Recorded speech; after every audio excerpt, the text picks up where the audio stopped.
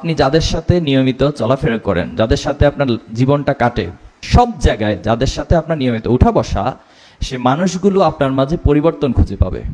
আপনার মাঝে পরিবর্তন খুঁজে পাবে যে আপনার একটা ভালোত্বের দিকে আপনি যাচ্ছেন, আপনার মধ্যে সবকিছুর একটা ডেভেলপমেন্ট হচ্ছে। এই ডেভেলপমেন্ট, এই পরিবর্তনের কারণ খুঁজতে গিয়ে তারা পাবে যে আপনি ইসলামী ছাত্র শিবির নামক যে কাফেলা, সেই কাফেলার সাথী শপথ নিয়েছেন। তাহলে সেই দিনে আপনার এই সাথী শপথটা সার্থকতা লাভ করবে। কাল কিয়ামতের দিন 3 শ্রেণীকে ডাকা হবে, ডেকে বলা হবে যে তোমরা জাহান্নামে যাও। এই 3 শ্রেণী কারা কারা? 3 শ্রেণীর মধ্যে একটা শ্রেণী হলো শহীদ। কত মারাত্মক কথা! শহীদ হিসেবে হাদিসের পরিভাষায় ব্যবহার করা হয়েছে। তখন এই শহীদরা অবজেকশন করবে, হে আল্লাহ, আমি তো শহীদ হয়ে আসছি, আমাকে কেন জাহান্নামে দিচ্ছেন?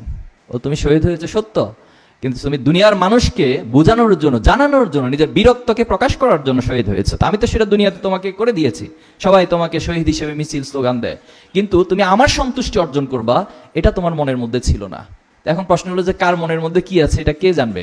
আল্লাহ জানে। আল্লাহু আলিমুম বিযাতিস সুদূর। মানুষের অন্তর কি ভাবে, কোন রেখাপাত দিয়ে তিনি তার চিন্তাকে অগ্রসর করে, এটা হয়তো আমার পাশে যে বসে আছে সে জানেন না, কিন্তু আল্লাহ তাআলা কি জানেন না? জানেন। তাহলে এই নিয়তটা এত এত গুরুত্বপূর্ণ। দেখুন, একজন ব্যক্তি আলেম হয়েছেন, মহাজ্ঞানী হয়েছেন, 2য় শ্রেণী, অথচ তাকে বলা হবে তুমি জাহান্নামে যাও। তখন সে বলবে, আল্লাহ, আমি সারাটা জীবন তোমার এলেম অর্জন করলাম, জ্ঞান অর্জন করলাম, আজকে আমাকে কেন তুমি জাহান্নামে দিচ্ছ?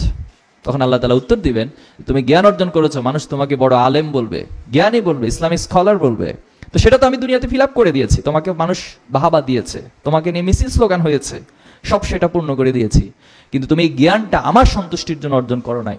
আসসালামু আলাইকুম ওয়া রাহমাতুল্লাহ। সুপ্রিয় দর্শক, বাংলাদেশ ইসলামী ছাত্র শিবির চট্টগ্রাম মহানগরের দক্ষিণ শাখা কর্তৃক আয়োজিত 2 দিনব্যাপী সাথী শিক্ষা শিবিরের আয়োজন করা হয়। তো ওই সাথী শিক্ষা শিবিরের প্রধান অতিথি হিসেবে উপস্থিত ছিলেন বাংলাদেশ ইসলামী ছাত্র শিবিরের কেন্দ্রীয় সভাপতি জাহিদুল ইসলাম ভাই। তো সেখানে তিনি অসাধারণ একটা বক্তব্য দিয়েছেন, যা ভিডিওর শুরুতে সামান্য অংশ আপনারা শুনলেন। তো প্রিয় দর্শক, ইসলামী ছাত্র শিবির কি শুধু মুখে মুখে বলে, বা বাংলাদেশের জনগণ কি মুখে মুখে বলে যে ছাত্র শিবির একটা আদর্শ সংগঠন, তারা মানুষ গড়ার কারিগর, এটা কি এমনি এমনি বলে, নাকি তাদের চরিত্র এবং বক্তব্যের মধ্যেও সেটা ফুটে ওঠে? আজকে যে বক্তব্যটা আপনাদের শোনাবো, এই বক্তব্যটা আপনাদের সন্তানদেরকে শুনেন। শিবির শুধু মুখে মুখে বলে না, তাদের বক্তব্যের মাধ্যমেও এটা ফুটে তোলে।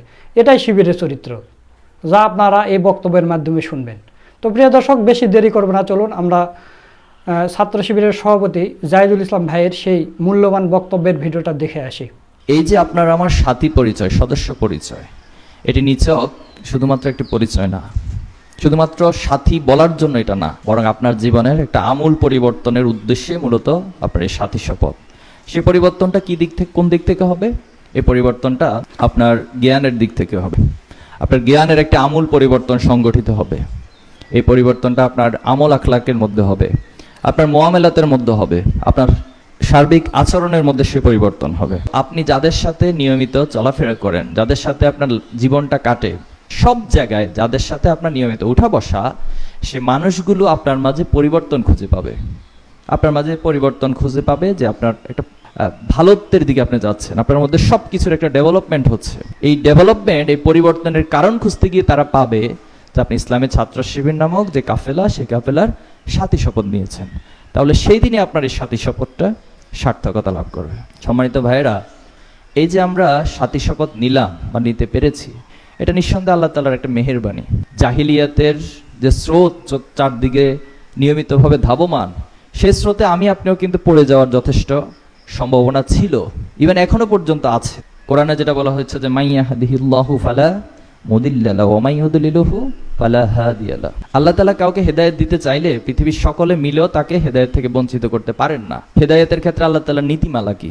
অনেকগুলো নীতিমালা রয়েছে, এর মধ্যে 3টি বড় এবং গুরুত্বপূর্ণ নীতিমালা। একটি হচ্ছে যারা হেদায়েত প্রত্যাশা করে, হয়তো আপনি হেদায়েত চেয়েছেন আল্লাহর কাছে, যেমন আমরা প্রত্যেকদিন আল্লাহর কাছে দোয়া করি, ইহদিনাস সিরাতাল মুস্তাকিম, হে আল্লাহ তুমি আমাদেরকে সরল সঠিক পথে পরিচালিত করো। এই যে আমি হেদায়েতের রাস্তাটা আল্লাহর কাছে চাই, আল্লাহর কাছে প্রত্যাশা করি, এজন্য আল্লাহ তাআলা আমাদেরকে হেদায়েতের একটা রাস্তা দেখিয়ে দেন। নাম্বার 2 হচ্ছে আপনার আমার পিতামাতা হয়তো আল্লাহর কাছে দোয়া করেছিলেন, অথবা আমাদের পূর্বপুরুষদের মধ্য থেকে দোয়া করেছিলেন যে আমার সন্তানদের মধ্য থেকে অথবা আমাদের বংশধর যারা আছে তাদেরকে সলেহিনদের কাতারে অন্তর্ভুক্ত করে নাও। এই যে পূর্বপুরুষদের পিতামাতার দোয়ার একটা বরকত হিসেবেও আমাদেরকে আল্লাহ তাআলা হিদায়াতের জন্য কবুল করতে পারেন। থার্ড হচ্ছে আপনাদের কোন একটা কাজ যেটা হয়তো ইচ্ছায় করেছেন অথবা অনিচ্ছায় করেছেন, এটা হয়তো প্রকাশ্যে করেছেন অথবা গোপনে করেছেন, কনসাসলি করেছেন অথবা সাবকনসাস অথবা আনকনসাসলি করেছেন, কিন্তু সেই ছোট্ট কাজটা আল্লাহ তাআলার কাছে পছন্দনীয় হয়ে গেছে। এর জন্য আল্লাহ তাআলা আমাদেরকে হিদায়াতের রাস্তা এবং হিদায়াতের পথে চলার সুযোগ করে দিয়েছেন, আলহামদুলিল্লাহ। এখন প্রিয় ভাইয়েরা, এই হিদায়াতের রাস্তায় চলতে গিয়ে সমস্যাটা যেখানে ঘটে সেটা হলো শয়তানের সাথে আল্লাহ তাআলার একটা চ্যালেঞ্জিং ইস্যু আছে। আদম আলাইহিস সালামকে যখন সিজদা করতে বলা হলো তখন শয়তান সিজদা করল না। তো আল্লাহ তাআলা এই সিজদা না করার কারণে তাকে ক্ষতিগ্রস্তদের কাতারে শামিল করে দিলেন। তখন শয়তান আল্লাহ তাআলার কাছে কিছু পারমিশন চেয়েছে যে আমি যে কারণে আমাকে আজকে ক্ষতিগ্রস্ত করা হয়েছে, আমি তাদের হেদায়েতের রাস্তায় ওত পেতে বসে থাকবো। আমি দেখব যে তারা কিভাবে হেদায়েতের উপরে চলে এবং হেদায়েতের উপর টিকে থাকে। যারা ওই সময় আল্লাহ রাসূলের হাতে বায়াত নিয়েছিলেন তাদের মধ্য থেকে একটা অংশ হেদায়েত থেকে নড়বড়ে হয়ে গিয়েছেন। এটা কেন? এটা হয়েছে দেখে তারা তাদের ইমানের দাবিকে পূরণ করছেন না, অথবা তারা মৌখিকভাবে যা কিছু বলেন তারা তাদের কাজের মধ্যে সেটা ফুটিয়ে তুলতে পারছেন না। কাল কিয়ামতের দিন 3 শ্রেণীকে ডাকা হবে, ডেকে বলা হবে যে তোমরা জাহান্নামে যাও। এই 3 শ্রেণী কারা কারা? 3 শ্রেণীর মধ্যে একটা শ্রেণী হলো শহীদ। কত মারাত্মক কথা! শহীদ হিসেবে হাদিসের পরিভাষায় ব্যবহার করা হয়েছে। তখন এই শহীদরা অবজেকশন করবে, হে আল্লাহ, আমি তো শহীদ হয়ে আসছি, আমাকে কেন জাহান্নামে দিচ্ছেন? ও তুমি শহীদ হয়েছে সত্য, কিন্তু তুমি দুনিয়ার মানুষকে বোঝানোর জন্য, জানানোর জন্য, নিজের বীরত্বকে প্রকাশ করার জন্য শহীদ হয়েছে। তো আমি তো সেটা দুনিয়াতে তোমাকে করে দিয়েছি, সবাই তোমাকে শহীদ হিসেবে মিছিল স্লোগান দেয়, কিন্তু তুমি আমার সন্তুষ্টি অর্জন করবা এটা তোমার মনের মধ্যে ছিল না। এখন প্রশ্ন হলো যে কার মনের মধ্যে কি আছে এটা কে জানবে?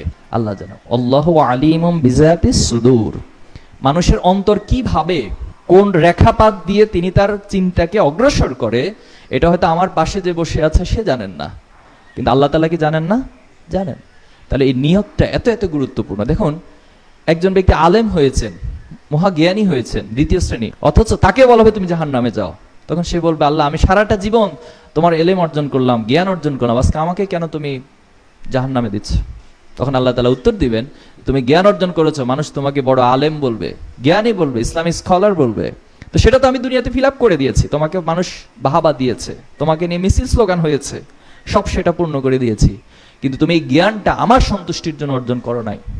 আরেকটা শ্রেণী হবে, তারা অনেক দানবীর, অনেক দান করেছেন, অনেক সম্পদ তাদের, এবং তারা সেই সম্পদগুলো দানও করে দিয়ে এসেছেন, কিন্তু তাদেরকে বলা হবে তুমি এই সম্পদ দান করেছো মানুষকে দেখানোর জন্য, মানুষ থেকে বাহাবা পাওয়ার জন্য, আমার সন্তুষ্টি তোমার মনের মধ্যে ছিল না। তাহলে দেখুন, এই সূক্ষ্ম বিষয়গুলো একজন সাথী হিসেবে, সাথী মানের ইমানদার যারা, ইমানদারদের অনেক ক্যাটাগরি আছে বাংলাদেশে, রাইট? তো সাথী মানের ইমানদার যারা, তাদেরকে এই সূক্ষ্ম সূক্ষ্ম বিষয়গুলো অনেক গভীরভাবে বোঝার চেষ্টা করতে হবে। তাহলে প্রিয় ভাইয়েরা, নিয়তকে পরিশুদ্ধতা সহকারে আমার এই শপথ, আমার এই পথ চলা, আমার এই হেদায়াতের দিকে ক্রমবর্ধমানভাবে আমাকে এগিয়ে যেতে হবে। আর এখানে সর্বশেষ যে পয়েন্টটা হেদায়েতের ক্ষেত্রে, হেদায়েত শুধুমাত্র প্রাপ্ত হইলে হবে না, চলাটাও গুরুত্বপূর্ণ, মানে এটা আলটিমেট গোল পর্যন্ত টিকে থাকতে হবে। এক্ষেত্রে আল্লাহ তাআলা একটা দোয়া শেখাচ্ছেন আমাদের, রব্বানা লা তুযিগ কুলুবানা বা'দা ইয হাদাইতানা ওয়া হাব লানা মিন লাদুনকা রাহমা ইন্নাকা আনতাল ওয়াহ্হাব। যে আল্লাহ, আমি হেদায়েত পেয়েছি, এই হেদায়েত পাওয়ার পর তুমি আমার মনটাকে, হৃদয়টাকে বক্র করে দিও না। পৃথিবীতে এরকম অসংখ্য ব্যক্তি হৃদয় বক্র হয়ে গেছে। যিনি শয়তান, তিনি তো আল্লাহর অনেক ইবাদত করেছেন, অনেক ইবাদত করেছেন, কিন্তু ছোট্ট একটা ইস্যুকে কেন্দ্র করে হৃদয়টা বক্র হয়ে গিয়েছে। তা আমাদেরও এই হেদায়েত থেকে, হেদায়েত প্রাপ্ত হওয়ার পর যেন হৃদয়টা বক্র না হয়ে যায়, এজন্য আল্লাহর কাছে বেশি বেশি প্রার্থনা করা, দোয়া করতে হবে। আমাদের আরেকটা বড় পরিচয় কি? আমাদের পরিচয় শেষ নাই, কিন্তু একটা পরিচয়ের মধ্যে এসে আমাদেরকে শেষ করে দিতে হবে, এরপরে আর পরিচয় খোঁজা যাবে না। সেই পরিচয়টা কি? আমরা ইসলামী আন্দোলনের কর্মী। বলেন কি? আমি কি? কর্মী। এটাই আমাদের আলটিমেট পরিচয়। ইসলামী আন্দোলন কর্মী পরিচয় বহন করে আমরা এক একজন এক একটা জায়গা থেকে নিজেদেরকে সর্বোচ্চটুকু, নিজের যত পটেনশিয়ালিটি আছে সর্বোচ্চটুকুকে জাগিয়ে তুলবো। তো এভাবে সবাই যখন জ্বলে উঠবে ইসলামী আন্দোলন কর্মীরা, সেখানেই হচ্ছে লিউজহিরাহু আলা দীনি কুল্লি, সকল মতাদর্শের উপর আমরা আল্লাহর এই দ্বীনকে প্রতিষ্ঠা করতে পারবো ইনশাআল্লাহ। তাহলে আমার এই সাথী শপথ, আমার এই সাথী পরিচয়, আমার এই পথ চলা, আমার যা কিছু আছে সবকিছুর উদ্দেশ্য আল্লাহর এই জমিনে দ্বীনকে প্রতিষ্ঠা করা। আর এই জন্য আমার প্রধানতম পরিচয় কি? ইসলামী আন্দোলনের কর্মী। আল্লাহ আমাদের সবাইকে কবুল করুন। সুপ্রিয় দর্শক, আপনারা শিবির সভাপতি জাহিদুল ইসলাম ভাইয়ের বক্তব্যের ভিডিওটা দেখলেন, তো তার কথাগুলো আপনাদের কাছে কেমন লেগেছে? যদি ভালো লাগে ভিডিওটা শেয়ার করবেন, লাইক করবেন। নিত্য নতুন জামাত শিবিরের এরকম আপডেট ভিডিও পেতে আমাদের চ্যানেলটা সাবস্ক্রাইব করে রাখবেন। আজকের ভিডিও এই পর্যন্তই। পরবর্তীতে কোনো নতুন ভিডিও নিয়ে আবার আপনাদের সামনে আসবেন ইনশাল্লাহ। সকলকে ধন্যবাদ। আসসালামু আলাইকুম ওয়া রাহমাতুল্লাহ।